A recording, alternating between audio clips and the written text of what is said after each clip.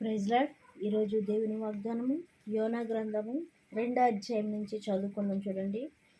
ఆ మత్స్యము కడుపులో నుండి యోనా యెహోవాకు ఎలాగూ ప్రార్థించెను. నేను ఉపద్రవములో నుండి యెహోవాకు మనవి చేయగా ఆయన నాకు ప్రత్యుత్తరం ఇచ్చెను. పాతాళ గర్భములో నుండి నేను కేకలు వేయగా నీవు నా ప్రార్థన అంగీకరించి ఉన్నావు. నీవు నన్ను అగాధమైన సముద్ర గర్భములో పడవేసి ఉన్నావు. ప్రవాహములు నన్ను చుట్టుకొని ఉన్నవి. నీ తరంగములను నీ కరుణలను నన్ను కప్పి ఉన్నవి. నీ సన్నిధి నుండి నేను వెలివేయబడినను నీ పరిశుద్ధ ఆలయము తట్టు మరలా చూచుదననుకుంటుని. ప్రాణాంతకము వచ్చినంతగా జలములు నన్ను చుట్టుకొని ఉన్నవి. సముద్రగాధము నన్ను ఆవరించి ఉన్నది. సముద్రపు నాచు నా తలకు చుట్టుకొని ఉన్నది. నేను మరెన్నటికి ఎక్కి రాకుండా భూమి గడియలు వేయబడి ఉన్నవి. పర్వతముల పునాదిలోనికి నేను దిగి ఉన్నాను. నా దేవా యెహోవా, నీవు నా ప్రాణమును కోపములో నుండి పైకి రప్పించి ఉన్నావు. కోపములో నుండి నా ప్రాణమును నాలో మూర్ఛిల్లగా నేను యెహోవాను జ్ఞాపకము చేసుకుంటుని. నీ పరిశుద్ధ ఆలయములోనికి నీ యొద్దకు నా మనవి వచ్చెను. అసత్యమైన వ్యర్థమైన దేవతల యందు లక్ష్యముంచువారు తమ కృపాధారమును విసర్జించురు. కృతజ్ఞతాస్తుతులు చెల్లించి నేను నీకు బలులను అర్పింతును. నేను మొక్కుబడులను చెల్లింపక మానను. యెహోవా యొద్దనే రక్షణ దొరుకునని ప్రార్థించెను. ఎక్కడ దొరుకుతుందండి రక్షణ? మనకే ఎక్కడ దొరుకుతుంది జవాబు? ఎక్కడ దొరుకుతుంది మన కష్టం యొక్క పరిష్కారం? ఎక్కడ దొరుకుతుందంటే మన దేవుని దగ్గర మాత్రమే దొరుకుతుంది. మనుషులను నమ్ముకొని ఉంటే దేవుని ఆశ్రయించుట మేలు అని బైబిల్లో రాసి ఉందండి. ఎందుకంటే మనుషులు అవసరమును బట్టి మారిపోయే వారిగా ఉంటారు. అవసరమును బట్టి మనల్ని ఉపయోగించుకునే వారిగా ఉంటారు. అయితే వాక్యముతో మనతో మాట్లాడుతున్నాడు ఆయన. ఎక్కడి నుంచి మాట్లాడుతున్నాడంట? దేవుడితోటి మత్స్యము కడుపులో నుంచి, ఒక చేప కడుపులో నుంచి దేవునికి ప్రార్థించేవాడిగా ఉన్నాడంట. ఆ చేప ఎక్కడుందంటే సముద్రంలో ఉన్నది ఆ చేప. అయితే ఆ సముద్రపు చేపలో ఉన్న ఆ యొక్క నాచంతా కూడా ఆయన్ని చుట్టుకొని ఉన్నదంట. చుట్టుకొని ఉన్నా కూడా దేవునికి ఏం చేస్తున్నాడండి? ఆయన ప్రార్థించేవాడిగా ఉన్నాడు. మరలా లాస్ట్లో ఏమంటున్నాడు?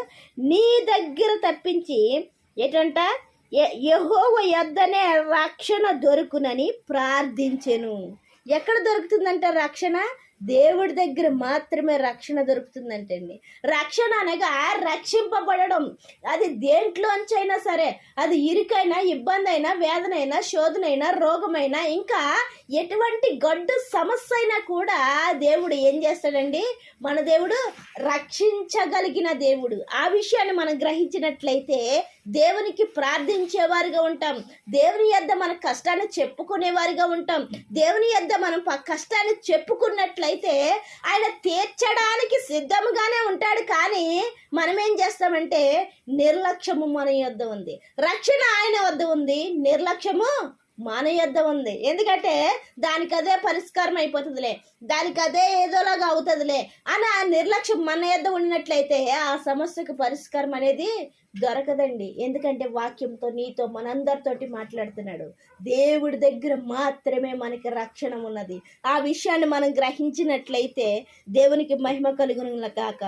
లేకపోయినట్లయితే ఇప్పుడైనా గ్రహించేవారిగా ఉందాం. వాక్యం విన్న తర్వాత అయినా సరే దేవునికి మొరపెట్టుకునే వారిగా ఉందాం. ఎందుకంటే ఇక్కడ ఎక్కడి నుంచి మొరపెడుతున్నాడండి ఆయన? నేను ఉపద్రవములో ఉండి యెహోవాకు మనవి చేయగా. నువ్వు ఎక్కడ నుంచైనా సరే ప్రార్థించు. ఏ గడ్డు సమస్య నుంచైనా ప్రార్థించు. ఏంటంట ఏ బాధలో ఉండైనా నువ్వు ప్రార్థించు. ఆయన ప్రార్థనకి జవాబు దయచేయగలిగిన దేవుడు. నా దేవుడు రక్షించగలిగిన దేవుడు. నా దేవుడు విడిపించగలిగిన దేవుడు. నా దేవుడు నడిపించగలిగిన దేవుడు. ఇంకా ఏమంటున్నాడంటే మనుషుడు సహింపగలిగినంత కష్టం మాత్రమే పెడతాను, దాంట్లో మార్గం కూడా చూపిస్తానంటాడు ఆయన. కొరింథీ పత్రికలో అయితే అంటే నేనే మార్గము, నేనే సత్యము, నేనే జీవము అని చెప్పిన దేవుని యొద్దకు మనము వెళ్ళినట్లయితే ఆయన మార్గము చూపించేవాడిగా ఉంటాడు. ఈ సమస్యను ఎలా పరిష్కరించుకోవాలని జ్ఞానం ఇచ్చేవాడిగా ఉంటాడు. అయితే మనం ఏం చేస్తామంటే మనుషుల దగ్గరికి వెళ్ళేవారుగా ఉంటాం, మార్గాన్ని వెతికేవారుగా ఉండము. మనుషుల దగ్గరికి వెళ్ళినట్లయితే మనకి మార్గము దొరకదు. మార్గము దగ్గరికి వెళ్ళినట్లయితే మనకి పరిష్కారం అనేది దొరుకుతుందని వాక్యంతో మనల్ని ఆయన హెచ్చరించేవాడిగా ఉన్నాడు. యెహోవా యొద్దనే రక్షణ దొరుకునని ప్రార్థించెను. ఏంటంట? ఎక్కడ దొరుకుతుందంట రక్షణ? యెహోవా యొద్దనే దొరుకుతుందనే విషయాన్ని మనం గ్రహించుకుని ఎంత కష్టంలో ఉన్నా కూడా ఆయనకి మొరపెట్టుకునే వారిగా ఉందాం. ఆయన ఇచ్చే రక్షణ పొందుకోవడానికి సిద్ధపాటు కలిగి ఉందాం. దేవుడిచ్చిన పరిశుద్ధ వాక్యం దీవించిన గాక. వాక్య పరిచర్యలో మీ సహోదరి. ఆమెన్.